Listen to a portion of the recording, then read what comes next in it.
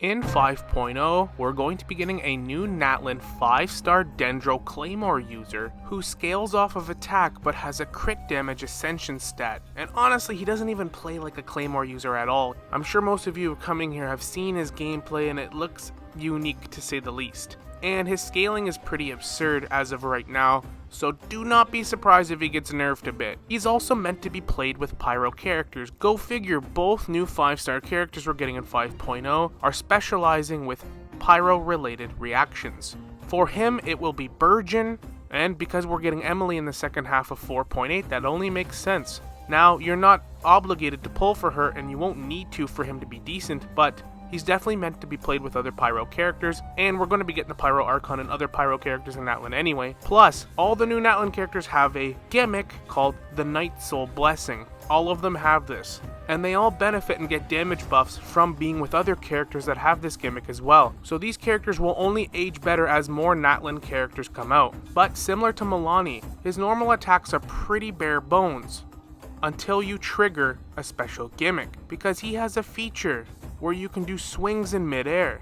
And honestly, his whole attack kinda looks like Spider-Man if I'm being honest. He grapples onto an enemy and he shoots Dendro energy at them, causing Dendro damage. Again, being on a Burning or Burgeon team is going to be beneficial because he gets buffs for these. But he does look to be very single target oriented. The Night Soul gimmick point limit will cap out at 20, and the cooldown for his skill will be 18 seconds. His burst unleashes the power of his dragon Ajaw, the almighty Dragon Lord, dealing Dendro area of effect damage, and this dragon will stay for a period of time, releasing Dendro damage dragon breaths in intervals. If you used your skill before using your burst, the duration of his burst and how long Ajaw stays on the field, dealing intervaled Dendro damage will be increased by 2 seconds.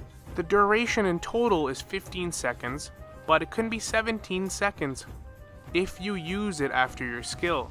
The cooldown is 18 seconds, so you'd only actually have 1 second downtime if you use it correctly. The energy cost, however, is 70, which isn't too bad. One of his passives, similar to Milani, when a nearby party member triggers their Night Soul gimmick or burst, he'll gain 1 stack that lasts 15 seconds. You can get 2 stacks this way, and this will increase his damage dealt by his skill by 320% of his attack, which is actually pretty nuts. For his other passive, when you actually hit an enemy with your skill and tag them with it, all Burning or Burgeon reaction damage will restore 7 Night Soul points to him.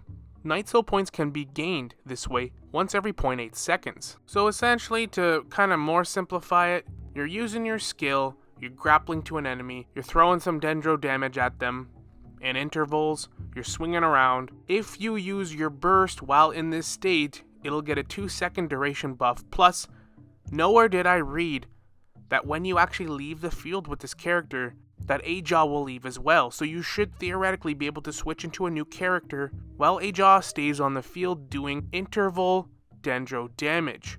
And that will last 17 seconds as long as you use your skill before using your burst. If you do not, then it'll only last 15 seconds, which isn't too bad either. He'll also have some pretty damn good mobility. Even if you're not grappling onto enemies, you'll be able to traverse decently with him. For C1, if you actually land your skill onto somebody and grapple them, your movement speed will increase by 20% for 5 seconds. The crit damage of your skill will increase by 90%. That's crazy. There's no way they don't nerf that, even if it is a C1. For C2, when you actually hit an opponent with your skill, their Dendro resistance will go down by 30% for 6 seconds. The first cannon he fires after entering the Night Soul Blessing will be increased damage by 100%. For C3, it just increases the talent level of his skill by 3. For a C4, when you grapple onto an enemy and you're swinging around attacking them, you will restore 5 energy after using these loop shots, and that'll happen once every 2.8 seconds. For C5, your burst talent level will increase by 3, and for C6, when your cannon hits an opponent, it will bounce once between opponents, dealing 600% of his attack as Dendro damage. So that's pretty wild, but that's at C6.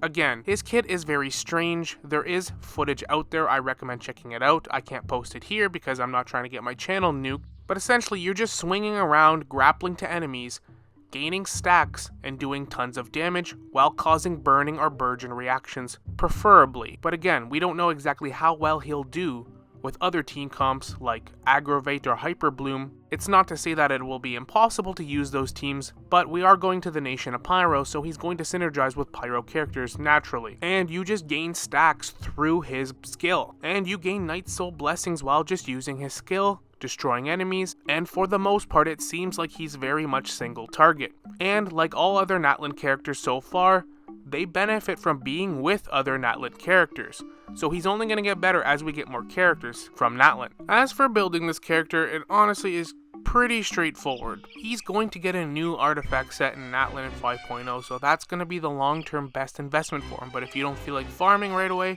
there's definitely some good options already here. The Deep Wood set is obviously, in my opinion, the best option and route you can go. Because he's a DPS that scales off attack and crit damages and could be buffed with some Dendro bonus added in there, this set is perfect. The 2-piece set gives you a Dendro damage bonus of 15%, but the 4-piece set, when you use a skill or burst, which he's going to be doing, and hit opponents, you lower their Dendro resistance by 30%, and he's going to be hitting opponents with Dendro a lot. So if you have a decent Dendro artifact set, this is a great option. You could also 2-piece pair this with another set that has attack percentage, and there's literally, I think, 3 or 4 different artifact sets that have attack percent as a 2-piece stat. Simply pair the Dendro set with a 2-piece attack set like the Gladiator, Echoes of Offering, Reminiscence set. There's all kinds. Pick your best substats and go with that. There is also a fairly new artifact set we got in 4.6 that is mostly geared to work with Emily, who's coming out the second half of 4.8. But this wouldn't actually be bad with him either because he's meant to be played with Pyro reactions, Burn and Burgeon. This set has a 2-piece attack percentage buff, but the 4-piece set buffs your damage by 50% when you leave combat and there's burning reactions. So this is obviously meant to be with Emily because she's an off-field damage applicator that benefits with burning reaction, but his burst, like we just talked about, can be used off-field.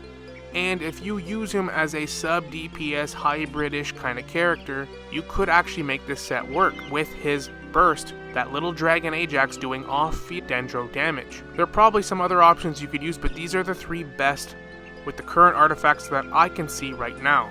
As for what your artifact pieces actually are, I would obviously go with attack percent for your timepiece. I'd go with Dendro damage for your goblet, but if you don't have Dendro damage, then obviously go with attack percentage. Go with crit rate for your crown piece if you can, because he's lacking crit rate. I don't really have a ton of claymores to really showcase. If you have a good 5-star claymore that has crit rate, I would go with that because crit damage is his ascension stat, so he'll be lacking crit rate. Serpent Spine is a fantastic 4-star option in my opinion. It kind of covers all of his bases. Even Sacrificial Greatsword, I know it's an energy recharge sword, but it gives you a chance to reset your skill.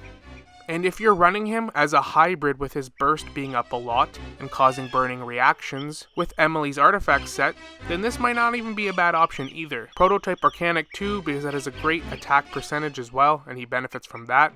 As for teams, it's hard for me to really showcase because I don't have Emily yet, or I don't have Baiju. Those are going to be 2 really good teammates with him, Baiju and Emily, because he's going to be insanely good on burn teams, and so is Emily. But you could substitute with Kazuha maybe, and have a couple Pyro characters of your choosing, whichever ones you have most invested in, Bennett, Xiangling. There's different version options you could run as well with Farina, or some other Hydro characters. You could even add another Dendro character as well for more Dendro application like Yao Yao, and some sustain and healing.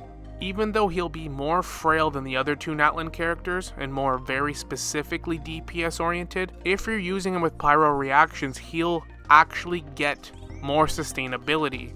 It's not to say you can't use him with maybe a Hyper Bloom team, or even a Bloom team if you have Nilou. I don't see why that wouldn't work whatsoever. He will, however, be a little bit more frail, which can easily be supplemented if you have somebody like Kokomi. Hyper Bloom as well, it's no different. It all depends on who you have. But again, they're definitely leading towards a burning meta, with Natlan coming out. That is the whole point. But this is just a benchmark and some options that you can run in the meantime. Overall, his numbers actually look pretty insanely good if I'm being honest. This is early beta, so I would not be getting excited about anything. Take all the numbers that you see with a grain of salt right now. Ultimately, you won't know until he's released and tested with different team comps, and as Natlan characters get released, I think he's only going to get better.